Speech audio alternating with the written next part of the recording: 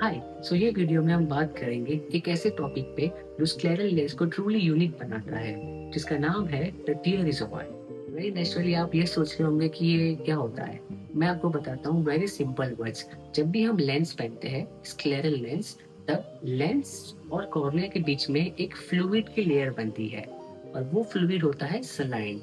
और ये जो लेयर फॉर्मेशन हो रही है उसी लेयर को हम कहते हैं टीयर रिजर्वॉयर। जब हम सॉफ्ट लेंसेज पहनते हैं या फिर सेमी सॉफ्ट लेंस पहनते हैं जिनका जो डायमीटर रेंज है वो प्रोबेबली 9 mm से 14.5 mm के बीच में रहता है, तो ये दोनों जो लेंस है वो आपके कॉर्निया को कम्प्लीटली टच करते हैं। लेकिन जब हम स्क्लेरल लेंस की बात करें, स्क्लेरल लेंस का जो डायमीटर होता है, जो साइज होती है, वो कंपैरेटिवली बड़ी होती है। टिपिकल जो डायमीटर होता है वो 16 mm से स्टार्ट होता है and it can go up to 20 mm also.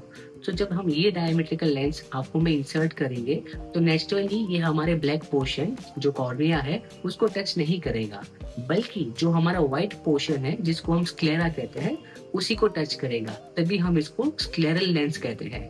जब हम स्क्लेरल लेंस पहनेंगे तब कोई भी पार्ट ऑफ लेंस कॉर्निया को टच नहीं करेगा। हमेशा वहां पे एक लेयर होगी जिसको हम कहते हैं टीयर रिजर्वॉयर, वो हमेशा मेंटेन होगी थ्रू आउट 360 डिग्रीज। और जैसे ही हम आएंगे व्हाइट पोर्शन की तरफ, स्क्लेरल लेंसेज स्मूथली स्क्लेरा पे लैंड करेंगे। अब मैं आपको बताने वाला हूँ importance of tier reservoir.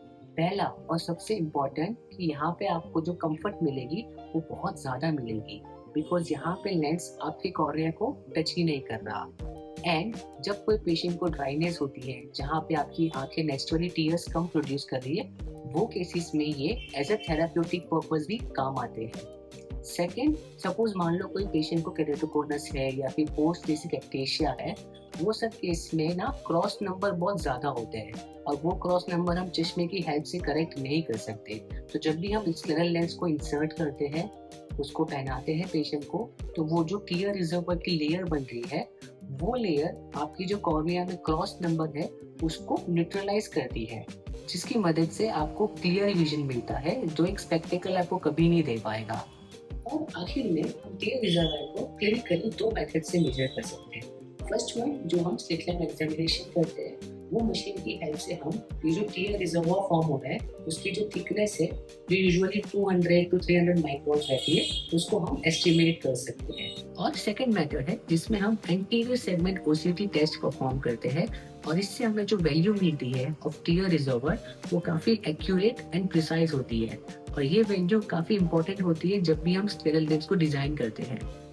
This is all about tear reservoir. अगर आपको कोई भी डाउट है या क्वेश्चन है, कुछ चीजें आपको पूछनी है, तो आप प्लीज उसको कमेंट सेक्शन में रख दीजिए, वहां पे मैं आपको रिप्लाई जरूर कर दूंगा। Thank you.